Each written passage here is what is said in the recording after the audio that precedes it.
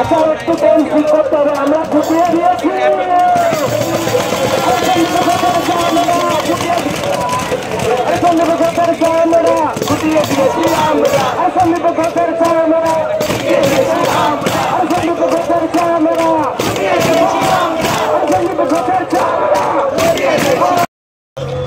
নয়ই আগস্ট থেকে যে কর্মবিরতি চলছিল সেখানে হস্তক্ষেপ করেন মহামান্য সুপ্রিম কোর্ট।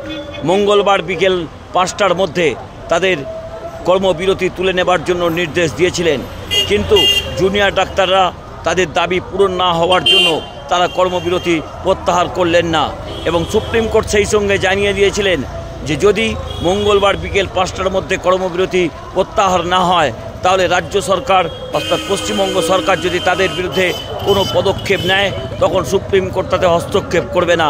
এত কিছুর পরেও জুনিয়র ডাক্তাররা তাদের কর্মবিরতি চালিয়ে যাচ্ছেন এবং এই মুহূর্তে স্বাস্থ্য ভবনের সামনে তারা অবস্থান করছেন। তাদের দাবি পূরণ না হলে তারা কোনো মতেই কাজে যোগ দেবেন না বলে পরিষ্কার করে জানিয়ে দিয়েছেন।